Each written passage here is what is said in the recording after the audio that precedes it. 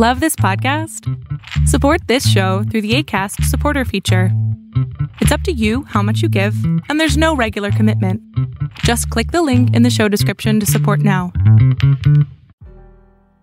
Throughout history, the mere mention of certain names can evoke strong emotion from the masses. Icons such as Martin Luther King Jr., Elvis Presley, Mother Teresa. Yet, in the year 2024, there is one name that evokes such emotion from Bobby Fulton and Dillon Hines, it is immeasurable. And that name is Ken Jugan. Look. I'll tell you about Ken Jugan. On this special edition of the Duke Loves Rasslin podcast, Ken Jugan tells all. This is like walking on the trashy side of town. You're locked in. Look at what we have here, folks. To the only show that matters. The cream of the crop. Duke Loves Rasslin. And there is no one that does it better than your host. I have come here to chew bubblegum and kick ass. The Duke. And I'm all out of bubblegum.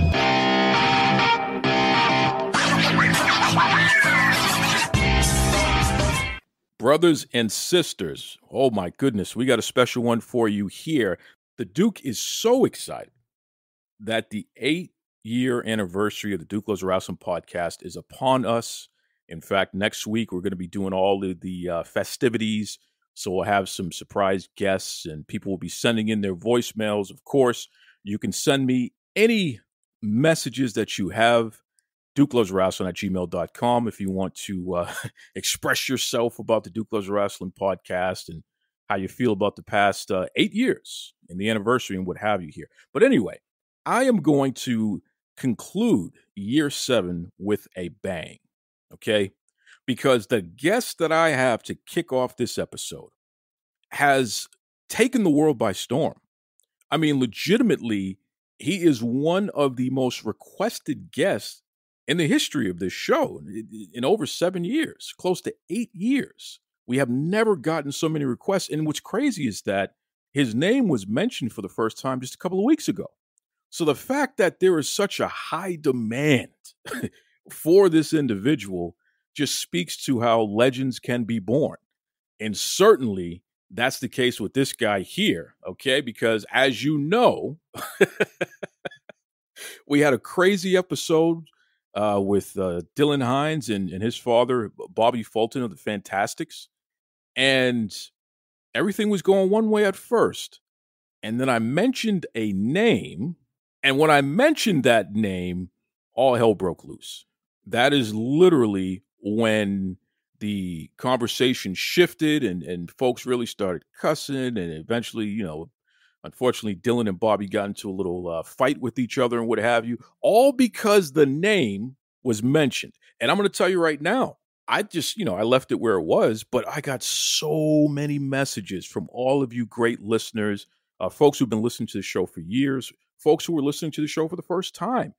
So I said, okay, well, let me figure this out. So I reached out and we've been talking a little bit and we decided, you know what, this is the right time to bring on the man known as Ken Jugan.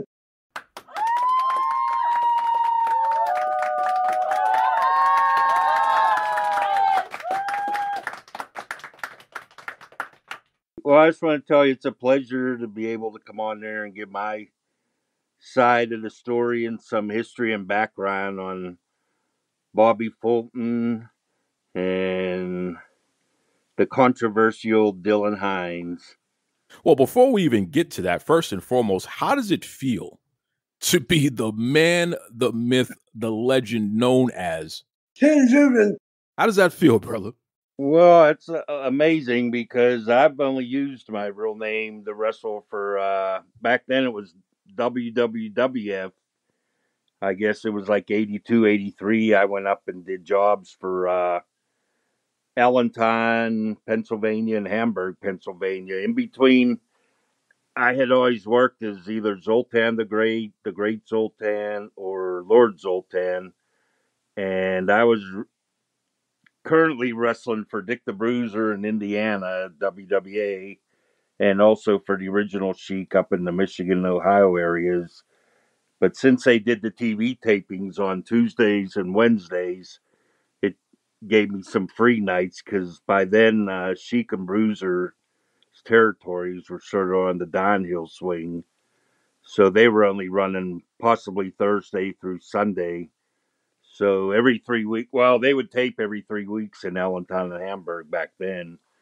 And it gave me the opportunity to go up there and do some TV and work with some of those guys. And I was always worried because I barely weighed 200 pounds, but back in those days, it was a big Monster Hill days, like that they were feeding Bruno and Bob Backlund. And because I had even known where Randy Poffo and, Randy Savage and Lanny had gone up there, and they sent Randy home because he was too small, which I was worried when I went up there. But I had been on the athletic commission here in Pennsylvania and was refereeing.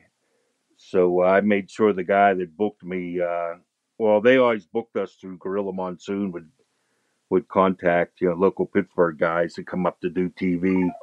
And I told him to make sure he tells Monsoon that I was coming because I didn't want to go up, make the trip, which was like 4 to 5 hours from Pittsburgh, and get sent back home. But my first match up there, I wrestled Tito Santana, and we had such a good TV match that he put me over and praised me in the dressing room so much that then they brought me back every 3 weeks for the TV for 2 years, and then I finally quit going once I was getting more activity all over the place, and I had taken a regular job then too because I seen too many of the big names that made big money, like in Madison Square Garden in Toronto and other places, struggling as they got in their older years. So I never wanted to end up like any of those guys. So in addition to wrestling for over 40 years, I also kept a regular 8 to 4 job with the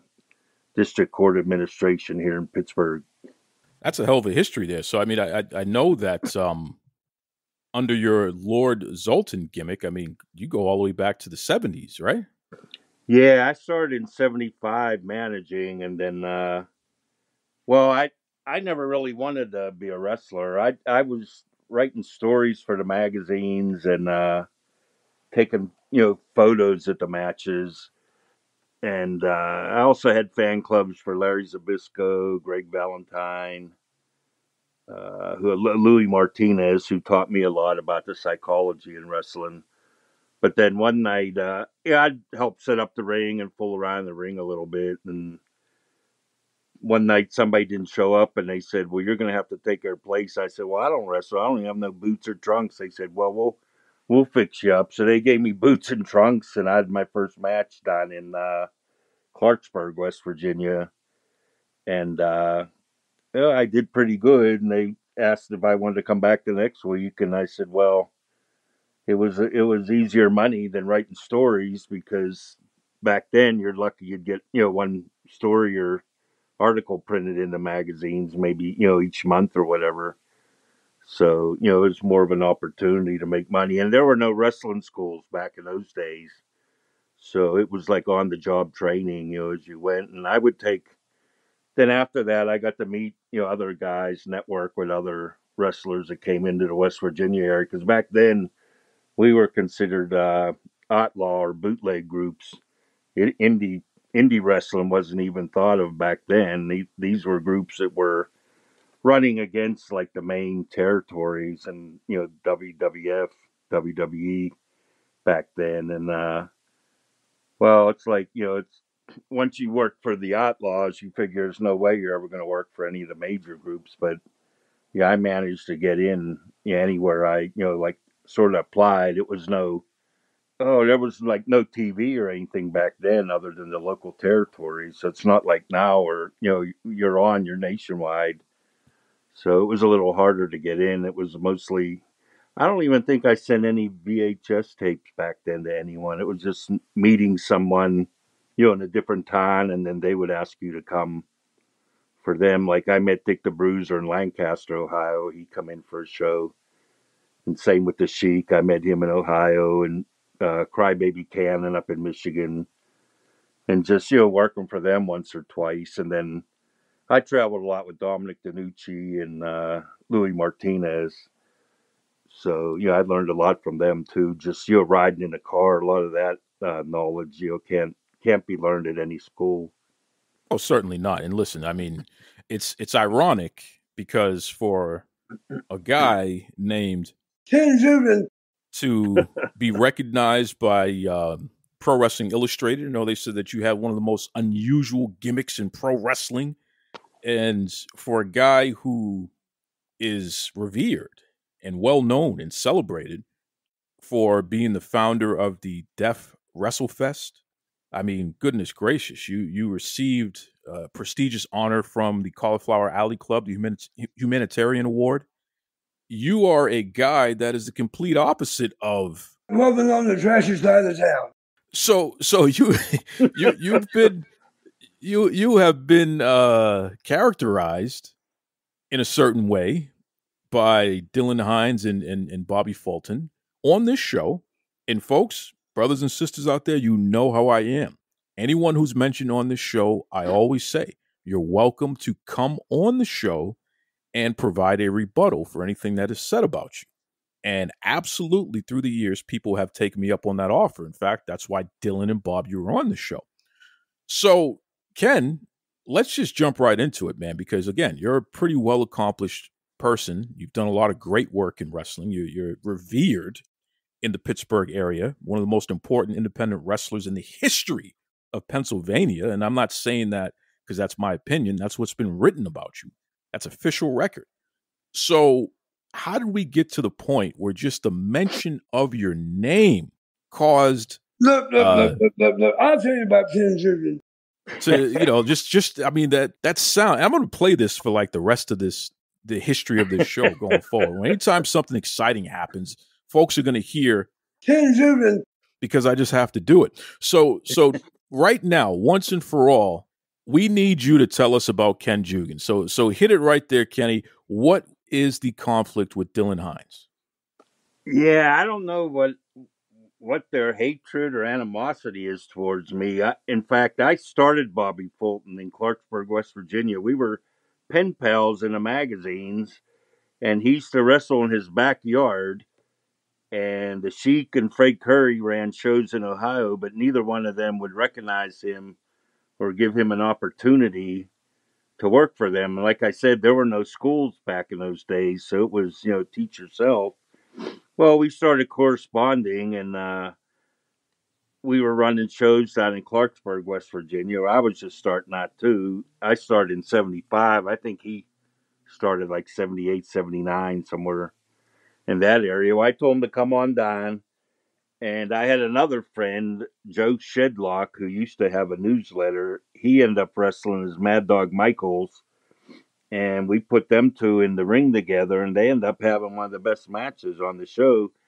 But prior to that, Fulton was so young that the guy that handled the ring, Chief Don Redclad, he made Fulton's father sign a release that if Bobby got hurt in the ring, he wouldn't be responsible or whatever.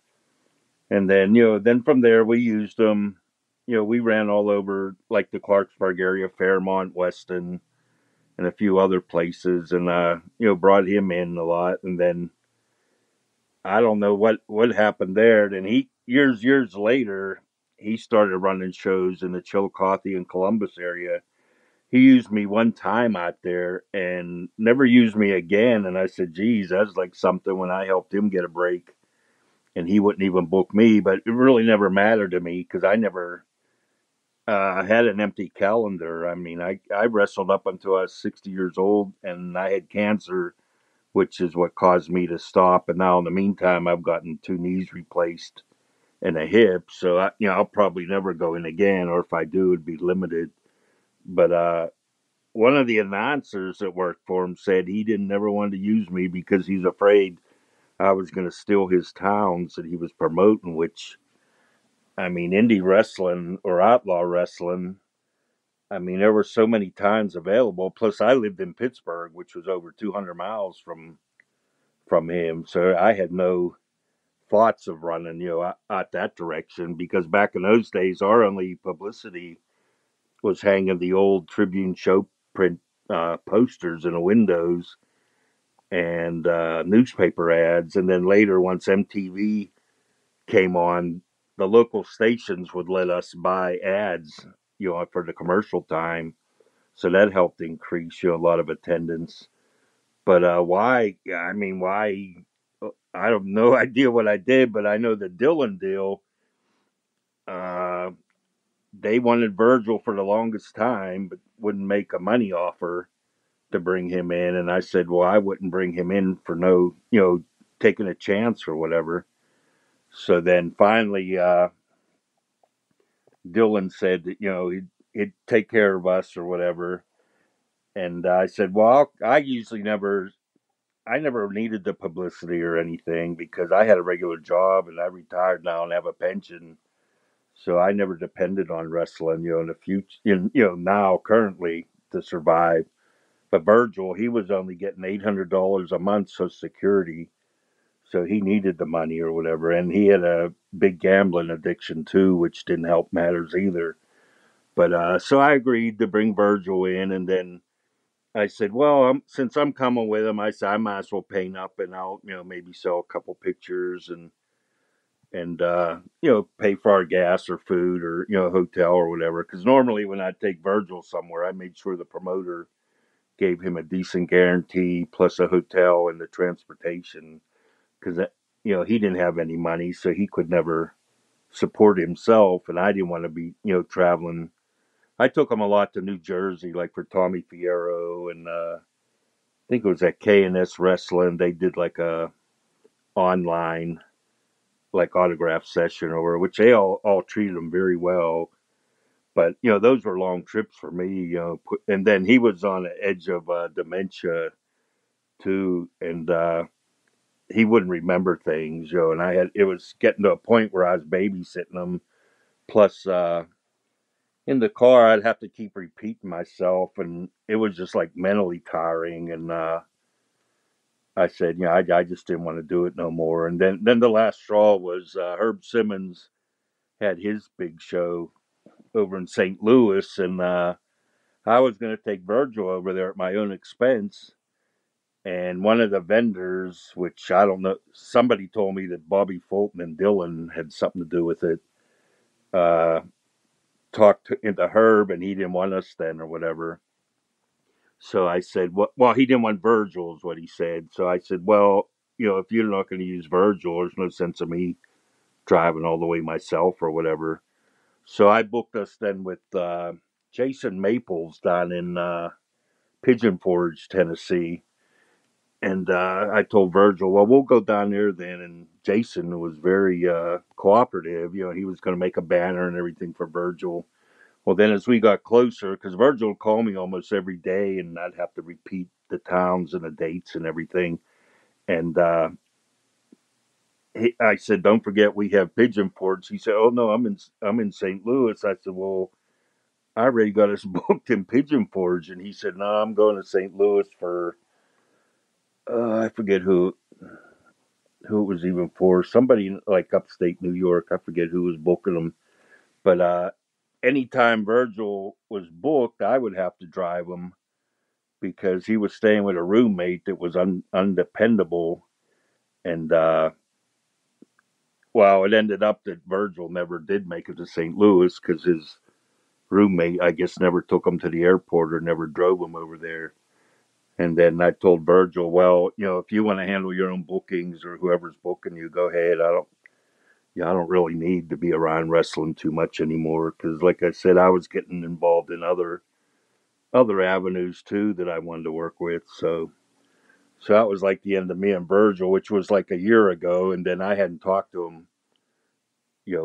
He even died, and I hadn't talked to him in a year or whatever. So which I felt bad, but it was just unfortunate, But then his roommate was telling people I was stealing his money and everything, and he told him, well, Virgil always told me in the car. He said he liked going with me. He said I come home with money. He said so. I don't know who was handling him before that, but apparently they were taking his money and not giving him anything. But then also the roommate, I think, let him stay at his place at no charge. Because when they would get in arguments, the roommate would call me and say, "Come get Virgil. He can come live with you." I said, "No, I'm not a board of wrestlers or whatever." But anyhow, on that same story with Dillon, I said, "Well, I'll paint my face and set up, maybe sell a few pictures." And he even made an ad for me or whatever, or a flyer that I posted. And then all of a sudden, I guess they had Sting booked on there, and he said, "Well." He said, "We can't have you painting up or whatever because Sting's going to be there with a painted face." I said, "Well, my sales ain't going to affect him at all." And he said, "Would you want to be here if Danhausen was here?" I said, "Yeah." I said, "It doesn't matter to me."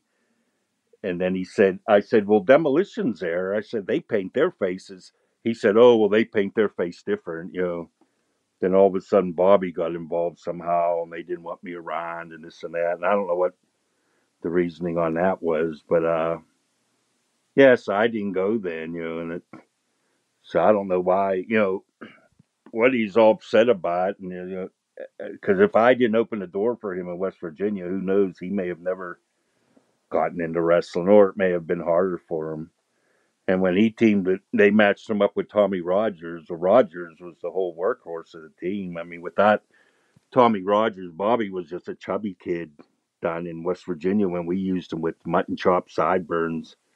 And I remember he would even tell me once he did make a big, don't show nobody those pictures. I don't want nobody to see what I used to look like. But I mean, no one, your past, you never gonna erase anything from the past. I mean, once that's the way he was. But I don't know what Dillon's problem was. And then I don't know. I don't know if he was jealous because I was friends with people or whatever. I mean, but it's like I've only been to 2 wrestling shows in the last 2 years, and that was in Iowa at the George Tragos Luthez Hall of Fame weekend they do out there, and I've only gone to those shows because that's part of the weekend or whatever. I haven't been around a wrestling show in ages or whatever. Not that I don't want to, because I still enjoy it. I still watch it, and I'm still a fan of Mark or whatever. And I think the best guys in wrestling are the guys that grew up following it, not just the ones that got in it, for a payday or a business or whatever. But yeah, I don't know what their problem was. And then all of a sudden they started texting me or whatever, all kind of vulgarity and everything, which I still have on my phone. And all I would say back to them is "God bless you." And supposedly Bobby's a big Bible thumper or whatever, or so he claims to be. But the language it was coming, and a few times in a conversation too, I said, "Okay, thanks, Bobby," and he said, "Oh no," I said, "Yeah," I said, "Thanks, Bob," or "Okay, Dillon," because I figured it was Dillon doing the typing, because somebody told me Bobby's technologically sort of illiterate, that he doesn't do anything with the internet or texting or any of that, that it's all Dillon running the whole show. So I don't know what's going on there, but yeah, so a few times I said, "Okay, Dillon," and he said, "Oh no, this is Dillon. This isn't Dillon. This is Daddy." And I said, "Oh, okay, thanks, Daddy." So I have no idea what. And then he tried calling me a few times. I just blocked his number. I said, "I don't have time for that." So So you have geez, I guess we got to call it a 50-year history with Bobby. If you're the guy that helped break him in. yeah, he used to come. He used to come with a manager named Ken Mick, Playboy Ken Mick, which I believe he's passed away. And then Ken's son, Austin Mick, started refereeing and working for Bobby. And then he passed away. I don't know the whole story on that because he would have been pretty young. But yeah, I don't know what he has against me or whatever. It's like, and I don't know if it's more Dillon, and everybody says it's Dillon. A lot of the wrestlers I talked to said they would never work for him again, and some of them that do work for him say that they only go in as a vendor guest. They're not connected with them at all. Well, that's the interesting part about that, Ken. It seems like everybody, good, bad, and indifferent, they love Bobby, and they're pretty much offended by Dillon and his antics, which I find that's the word. Everyone who I've spoken to, that's the word that they consistently put out. We love Bobby. We don't want to work with Dillon. We don't want to deal with Dillon. And I want to get your take on this since we have you here. Did you hear the second episode that I put out in which Dillon was berating Bobby and all that stuff? Did you hear that? Yeah, I heard that. Yeah, which surprised me because if I'd have talked to my father like that when he was alive, that'd have been probably the last time I talked at all. But I was surprised to hear that he, and I've worked. I mean, I've been on shows where Dillon was managing. I guess he managed as a heel, and then the younger son, I think his name's Dillon. No, not Dillon. Jarrett. He was a referee, or which he's taller than both of them and got a better look than both of them. But I guess he lives with the mother or whatever, and Dillon, I guess, then is with the father. So I don't know, why Bobby had let him talk like that. He's supposedly a preacher and a God believer and everything, but the language that I heard on that, I said I couldn't believe. And then the recent thing I seen with Lana, where I heard that they said somebody ended up punching him or beating him up, and he shit his pants and then called the police. So I don't know the whole story on that yet, but So wait. Let's back up for a second because you're breaking some news here. So you were told that who got beat up? Dillon, I heard. Well, they were doing a thing, I guess, with Lana that C.J. Perry, the woman who's formerly known as Lana in WWE, right? Yeah, well, they were doing a thing for $200. You can come and have a shot of Fireball with her, and I don't know what else was included. I didn't get the whole story, but then later somebody said she was screaming at them, saying she was going to sue them, is what I heard one story was. And then I heard somebody with her end up hitting Dillon, and then they said he ended up shitting his pants or whatever, and he Oh my God. called the police. So I haven't got the rest of the story or talked to anybody that was up there, but wow, I heard that from a couple different reliable sources, and I don't know how true it is, so I don't want to elaborate too much on it. But I mean, there's probably more will come out eventually. But then all of a sudden he posted that he's taking a break from wrestling, and they got something, I think, in October or something back. They do that once or twice a year. And what Bobby was mad about once too, where he did a thing where I guess he wrestled Shane Douglas and he juiced and then had pictures from a hospital. He's in a hospital, and I told Bobby, I said, you're insulting the intelligence of people now because nobody believes it anymore, knows it's a show, and they know how wrestlers are bleeding now, which in the old days they didn't. I said, show something like that you're in a hospital. And I said, you're insulting the fans, and he was all upset that I'd said that, and I just said, well, I mean, blood is like important to a match, but I don't, nowadays, I don't know how important it is because no one believes it anyhow. And the stuff they're doing in the ring, I mean, they're just hurting themselves because the people don't believe it anyhow, Even like Mania, Rock was like whipping with a belt or whatever. I mean, I know that has to hurt or at least sting. I mean, you can see on their backs the marks and everything. And I mean, I wrestled the old style. We never did the high flying stunt Cirque du Soleil stuff. And I had to get 2 new knees and a hip, but I was lucky that's all I needed so far or whatever. But I mean, I tell a lot of and we never had knee pads when I started. So I mean, that didn't come till years later. So we were banging our knees on solid wood. And a lot of times, when I wrestled in Fort Wayne, Indiana, the first time I wrestled Mike Dupree for Dick the Bruiser, when I come back to the dressing room, the guy said, "What were you doing falling around in there?" I said, "Well," I wanted to look good. It was my first time in the town. They said, "Oh, that's a boxing ring. You don't fall down in there." So it was like a lot of times we wrestled, probably the floor was softer than, what we was falling on. And a lot of times it was just canvas covering wood. There wasn't even any padding. Years later, then they started putting like that ripple, like rug sponge stuff under the mat or whatever to try to cushion it a little. But a lot of the rings didn't have no bounce or anything. I mean, so that's why you see a lot of these guys at Cauliflower Alley Club and the Iowa Reunion, either in walkers or wheelchairs or limping, and they have no medical or anything, because that's not provided for you once you leave wrestling. A lot of them never realize that, it's going to end one day.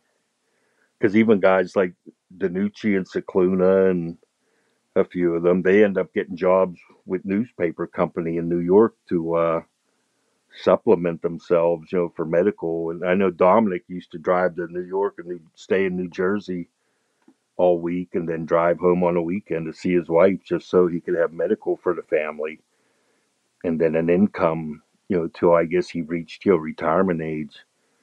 But I mean, I never wanted to end up like that. I mean, a lot of the guys are making more money now, but it seems like a lot of them are still broke, like they're asking for GoFundMe to help them, get a hip and these were guys that were on top, like Scott Hall, the Nasty Boys, Jake the Snake. I mean, those are main guys. So you can imagine what the undercard guys, how they're going to end up, And that's why sometimes, too, when you see a lot of suicides or drug problems in wrestling, you realize, that that's probably what's causing a lot of it, too. A lot of them are probably in so much pain in that, and some of them probably can't even afford to get medication to help them with pain. And I just felt sorry for a lot of those guys. That's why whenever I was promoting, I tried to use a lot of the older guys like Bobo Brazil and Louis Martinez, Dominic, anybody that I could help out a little bit, but then, a lot of them then got, so bad that, they just stopped wrestling. I don't know what they did for money then, but a lot of them, but yeah, I don't know what Dillon's problem is, but I don't know. He needs to see somebody, I guess, mental health help or whatever. Well, first and foremost, that's a hell of a history lesson that you gave us there, and I appreciate that because you're absolutely right. So many of our heroes from yesterday were not prepared for life after wrestling, and it's very strange when you see more current wrestlers, even people who have only been wrestling in the past 10 years, putting up GoFundMes and things like that. So you nailed it. You nailed it for sure, Ken. But to get back to Dillon, it's very strange to me to watch this young man continue to spiral out of control from my perspective just over the past couple of weeks. I mean, the little bit of time that I've known of this person since they've been on the show, and even going back to when Devon initially spoke openly about his experience with Dillon, every week he's getting in a fight with this one, and he seems like he's in a drunken rage over here, and somebody caught him cussing out Bobby again, and now you're talking about him having a conflict with Lana, CJ Perry. Somebody allegedly had to put hands on Dillon, unfortunately, and Dillon had an accident in his pants, and now he's calling the cops, and he's taking a break from wrestling. I mean, it's almost as if this is like moving on the trashy side of the town.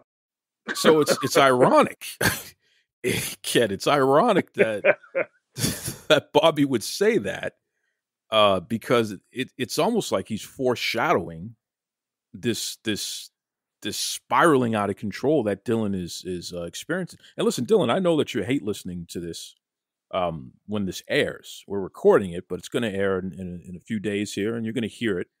Dillon, look, man, just get some help, bro. It's as simple as that. To speak to your father and tell him that you're nothing ever since you got cancer, there is something tremendously wrong inside of you where you could muster up the audacity to speak to anyone like that, especially your parent. So whatever you're experiencing now that seems like a dark cloud over you, this is what happens. What we put out in the world, unfortunately, we're going to get it right back. And if that's what you're putting out to your own parent, then I don't know, brother. I can't imagine how the great spirit in the sky is going to correct your behavior. It ain't going to be pretty. And clearly, the last month that you've had, Dillon, has not been pretty. But I do believe in redemption, and I do believe that everybody deserves an opportunity to reset and correct their behaviors. None of us are perfect, right?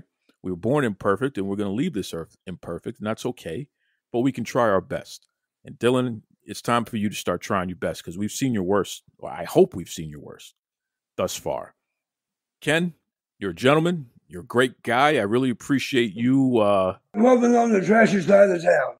Appreciate you telling us about Ken Jugan. I didn't expect all of that layer of history there, which is great because you brought up some of the great names that, we don't want history to forget. Dominic DiNucci and folks like that. Certainly not.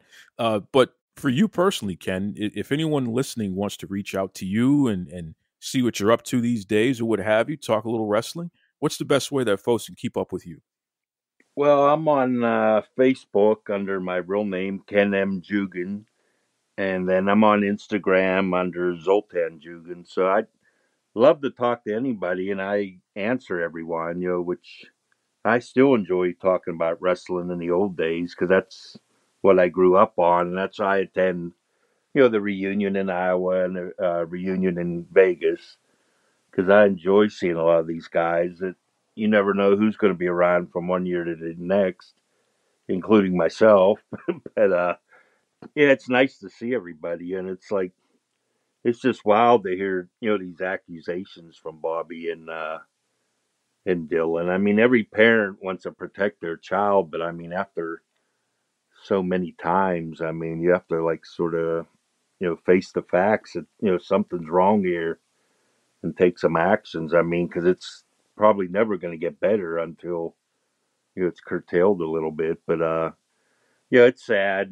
And yeah, I don't hate anybody. I mean, I don't know what I did to them, but I mean, there's nobody that I hold so much animosity against. I mean, there's a lot of guys, even on a regular job, that you don't get along with, people you work with. But I mean, you tolerate them, and there would never be anybody. I mean, in a dressing room, were guys that I didn't care to be around, and I would still work with them professionally in the ring. But I mean, yeah, I never hated them. I mean, I don't know what, for being such a believer in God and that to, hate's a strong word. I mean, I don't know, but I guess I'm from the trashy side of time, so